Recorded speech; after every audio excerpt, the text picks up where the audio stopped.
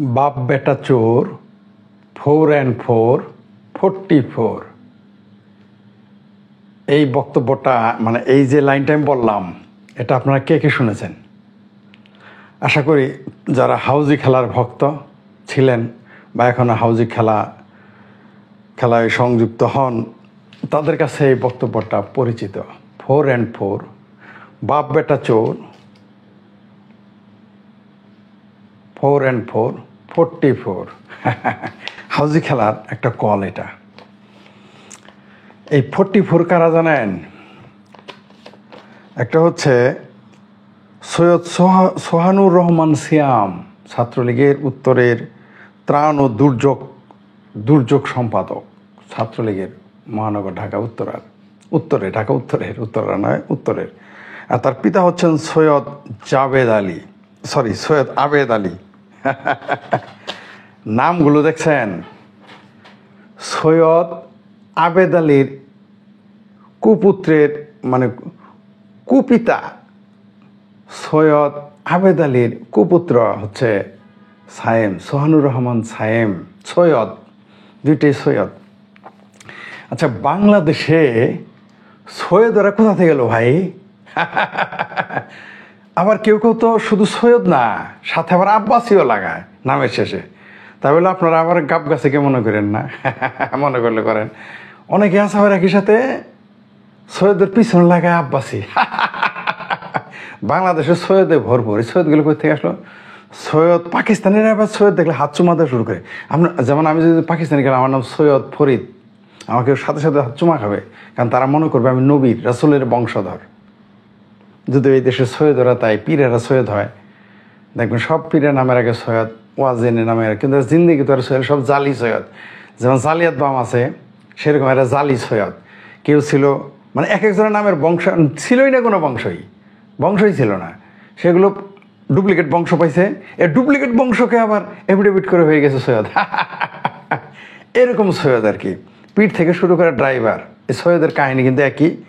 বাংলাদেশের যত সৈয়দ আছে 99% জন সৈয়দ হচ্ছে জালি সৈয়দ। আচ্ছা, ওটা আমি রাখলাম। এবার আসি বাপ বেটা চোর, 4 and 4, 44 হাউজি খেলার এই কলে আসলাম। এই দুই সৈয়দ 17 জনকে অ্যারেস্ট করা হয়েছে প্রশ্ন ফাঁসের কারণে। কিন্তু আমরা আলোচনায় আসছি মাত্র এই দুইজনকে নিয়ে আমরা আপাতত আলোচনা করব। পরেগুলোকে আরও খোঁজ পাবো যখন আমরা তাদের হজের ছবি পাবো, এরকম ঘটনা পাবো, নামাজ আছে, তখন আমরা আবার এগুলো আলোচনা করব।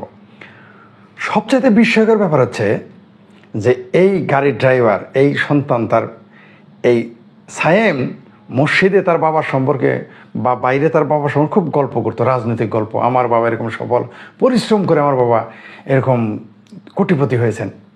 বাবাকে সে কুলিও বলেছে, তার বাবা কুলিগিরি করেছে। ভালো, কারো বাবা যদি কুলি থেকে কোটিপতি হয় আমরা প্রাউড ফিল করবো অবশ্যই। কিন্তু এই সায়েম কিন্তু তার বাবা যে ড্রাইভার ছিল এটা বলে নেই। এই সায়েম, সৈয়দ সায়েম, সোহানুর রহমান সায়েম, একটা গাড়ি ড্রাইভারে বলা, একজন পিএসসির চেয়ারম্যানের সাবেক ড্রাইভার, তার ইনকাম কোটি কোটি টাকা। আল্লাহ জানে যারা চেয়ারম্যান থাকেন তাদের কত, যদি করে থাকেন তারা না জানি কত টাকার মালিক। সেই প্রসঙ্গ পরে এমনকি একজন সচিব এটা পোস্টও দিয়েছেন যে অতিরিক্ত সচিব নাকি সচিবকে যেন পোস্ট দিয়েছেন যে আমার ড্রাইভারে যদি কোটি কোটি টাকার মালিক হয়, আমি তো তাহলে বিলিয়নার। তাহলে মানে বক্তব্য সে মজা করে বলেছে, কিন্তু কথাটা সত্য। কারণ ড্রাইভাররা যদি এত টাকার মালিক হয় তাহলে সচিবদের হালকে আমরা জানি। একজন সচিবের খবর জানি, তিনি 3 দিনেই তিনি 34 কোটি টাকা ইনকাম করেছেন, প্রতি ফাইলে 20 লাখ। এই খবর আমরা পেয়েছি, হতেই পারে বিলিয়নার। যাই হোক, যা বলছিলাম, এখানে কিন্তু সমালোচনা আসতো না। আরও 17 জন আছে তো না, তারা বাপ বেটা ছাড়াই, এই সায়েম আর জাবেদ আলী ছাড়া, জাবেদ আলী নামের আগে সৈয়দ, পিছনে আলী। যাই হোক, এই বাপ বেটা মিলে দেখেন, বাপ এবং পুত্র সহ আমি অনেক আগে বলেছি, এখনও বলি, যারা ড্রাগ বেচে, যারা সন্ত্রাস করে, যারা জমি দখল করে, এদের পারিবারিক সাপোর্ট আছে। সেটা যদি পুত্র করে থাকে তো পিতা সাপোর্ট দেয়, আর পিতা করে থাকলে অপরাধ পুত্র সাপোর্ট করে। এটা আপনাদের আমি বারবার বলেছি, আপনারা অনেকে মানেন নাই। এটাই কিন্তু সত্য। সাপোর্ট ছাড়া, পারিবারিক সাপোর্ট ছাড়া সম্ভব না। এই সৈয়দ আবেদ আলীকে নিয়ে একটু কথা হতো না। দেখেন তিনি যেখানে যান তিনি নামাজের ছবি তোলেন, কি বিমানে, কি কারে, কি রাস্তায়, কি সমুদ্র তটে। সে 7-8 তলা 10 তলা বিল্ডিং বানাইতেছে, সেখানে বুঝি জাগার অভাব। সেখানে গিয়ে সে সমুদ্র কুয়াকাটার তটে গিয়ে সে নামাজ পড়ে তোষকের উপরে, সেগুলো আবার ভাইরাল করে। তার সেই কুপুত্র আবার কি সুন্দর বলে, কোনো একজন আমার বাবার এই ছবিটা ফেসবুকের ইনবক্সে পাঠিয়েছেন। আসলে নাটক, সেই ছবিটা তুলেছে। কারণ তার বাবাই বলেছে একবার যে আমি গাড়িতে নামাজ পড়তেছি, আমার পুত্র ছবি তুলে চলছে। আমারও জানতে, মানে এরা সব নামাজে। অদ্ভুত ব্যাপার। যত দুর্নীতিবাজ আমরা খুঁজে পাচ্ছি এখন, সবগুলো মাশাআল্লাহ নামাজি, ওমরা হাজি এবং হাফ হাজি এবং ফুল হাজি। ওমরা হাজি মানে হাফ হাজি, ফুল হাজি। ইভেন এই ভদ্রলোক আবেদ আলী সাহেব, সৈয়দ আবেদ আলী সাহেব, ডুপ্লিকেট সৈয়দ, ইনি আবার প্রতি বছর তার ইমামকে ওমরা করিয়ে এনেছেন, তিনি প্রতি বছর একজনকে হজে পাঠান। আরে ভাই, পরের ধনে তো পোদ্দারি করাই যায়।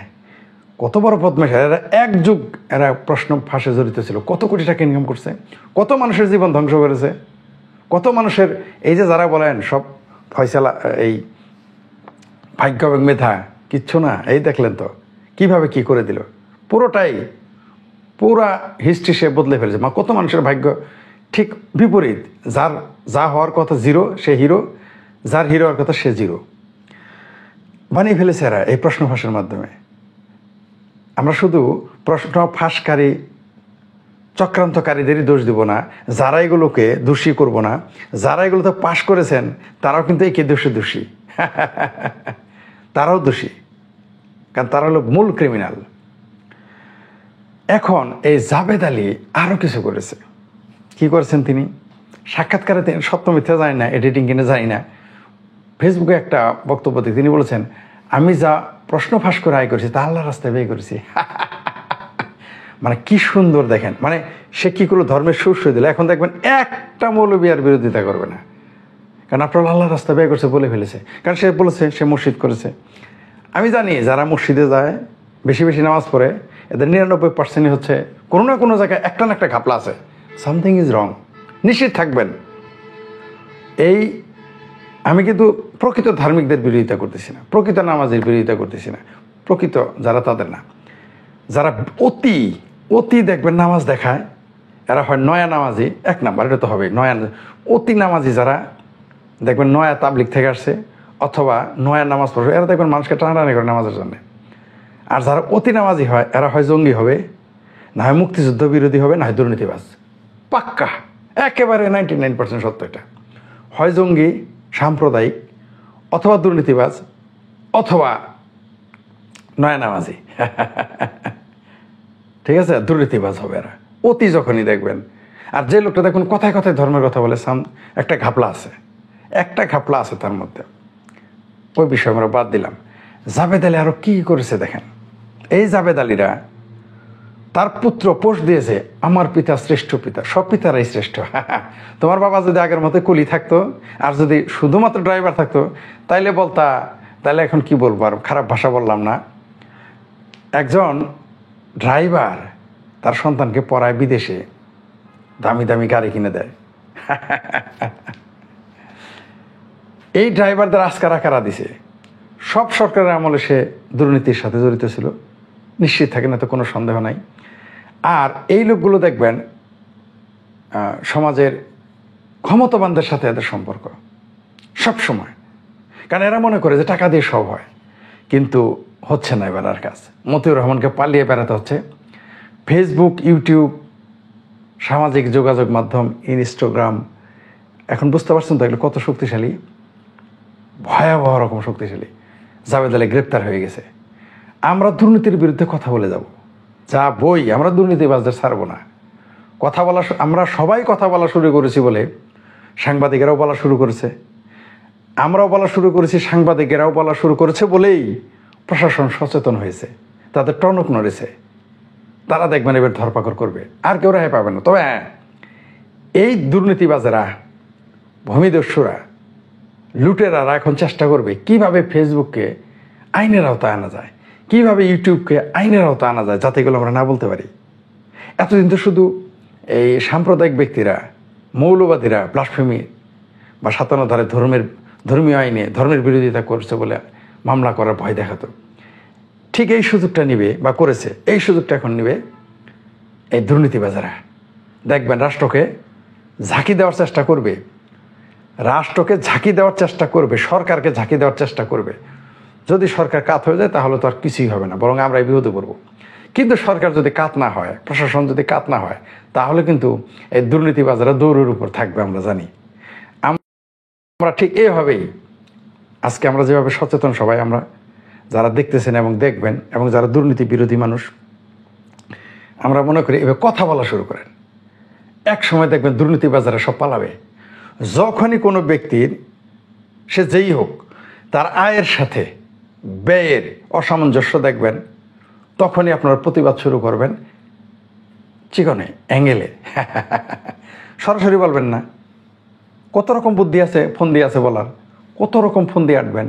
তারা যেরকম ফন্দি আটছে না টাকাকে গোপন করার, দুর্নীতিকে গোপন করার, আপনারাও সেরকম ফন্দি আটবেন, ফন্দি আটে বলবেন। তারপর দুর্নীতির বিরোধিতা করার কারণে কারো জেল হবে, আমরা কি বসে থাকবো? আমরা কি ফেসবুকের সামনে বসে থাকবো? বসে থাকবো না।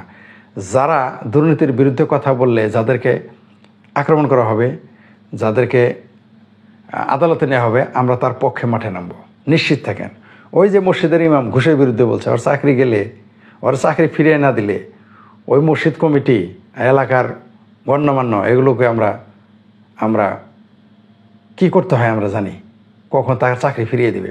সেই ইমাম হোক, ছাত্র হোক, ছাত্রনেতা হোক, যে কোনো পেশাজীবী হোক, যুবক হোক, প্রতিবাদী হোক, যে কোনো ব্যক্তি, যে কোনো দলের হোক, দুর্নীতির বিরুদ্ধে কথা বললে যদি তাকে গ্রেপ্তার করে বা মারপিট করে বা হামলা মামলা করে, আমরা তীব্র প্রতিবাদ করব সারা দেশ থেকে, নিশ্চিত থাকেন, ভয়ের কিছু নেই। আমি আগেই বলেছি, হার চিজ পয়দা, আমি বলি নাই, শেখ সাদি বলেছেন, হার চিজ পয়দা হতা হয় হার কারবালাকে বাদ। মানে প্রতিটা ধ্বংসস্তূপের ভিতর থেকে নতুন কিছু সৃষ্টি হয়। আমাদের দেশ দুর্নীতিতে ডুবে গেছে একেবারে, মানে মনে করেন ধ্বংস হয়ে গেছে। এর ভিতর থেকে আশা করি আমরা এখন উঠে আসব। আমরা কথা বলতে থাকবো ফেসবুকে, ইউটিউবে, দেখবেন সাংবাদিকেরাও আসবে, এগিয়ে আসবে। আমি জানি যতই সাংবাদিকেরা তারা কিনে ফেলুক, সবাইকে কিনতে পারবে না। যতই বলুক তারা 20 টাকার, আমার সামনে অনেকেই বলেছে 20 টাকার সাংবাদিক, 60 টাকার সাংবাদিক। আমি তাদের বলেছি যে 20 টাকার আর 60 টাকার সাংবাদিক আছে বলে কথা বলতে পারেন। 20 টাকা 60 টাকার সাংবাদিক আছে বলেই অন্তত বাংলাদেশে মিনিমাম গণতন্ত্র উপভোগ করেন। সামন্তবাদের পরাকাষ্ঠা আপনাদের চেপে ধরে নাই, বেঁচে আছেন। নাহলে গোলাম বানিয়ে রাখবে এই সাংবাদিকরা না থাকলে। আর আমরা যারা কথা বলি ফেসবুকে, এটা মনে করেন না যে আমরা শুধু ফেসবুকে বলি বলেই সব কিছু হবে যাবে, তা না।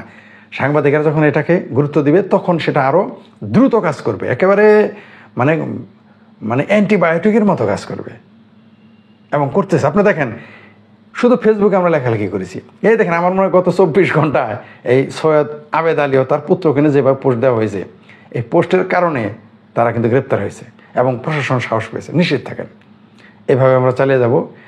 আর যখনই দেখবেন একজন ফেসবুকে লিখেছে, আমি নামটা ভুলে গেছি এখন, ডি কষ্ট নাকি না, আমি মনে করতে পারতেছি না, আমি বলেছি আপনার লেখা চুরি করবো, হলো যে যখনই অতি ধার্মিক দেখবেন তখনই সন্দেহ করবেন যে ডাল মে কুচ কালা হায়। অতি ধার্মিক হলেই ডাউট করবেন যে এর মধ্যে কোনো কিছু ঘাপলা আছে। আর যে কাজটা করবেন, দুর্নীতিবাজ দেখলে আমি শিখিয়ে দিছি না, তাকিয়ে থাকবেন, কিছুই বলতে হবে না, খালি দুর্নীতিবাজ তাকিয়ে থাকবেন। আর পোলা মায়া দেখলে তাকিয়ে থাকবেন, আর বাড়ির সামনে গিয়ে তাকিয়ে থাকবেন, আর গাড়ি দেখলে একটু তাকিয়ে থাকবেন। সবাই তো দেখি উহা করে আফসোস, আপনি শুধু 10 সেকেন্ড তাকায় থাকবেন, যাতেও ও ঠিকই আপনাকে দেখবে, একটু তাকায়, গাড়ির চাকাটা দেখবেন, গাড়ির দিক তাকাবেন, ওর দিক তাকাবেন, চোখ নামাবেন না, দেখবেন যে তার প্যালপিটেশন বেড়ে গেছে, হাইপার টেনশনে ধরবে থাকে। বলা শুরু করেন। ফেসবুক শক্তিশালী মাধ্যম।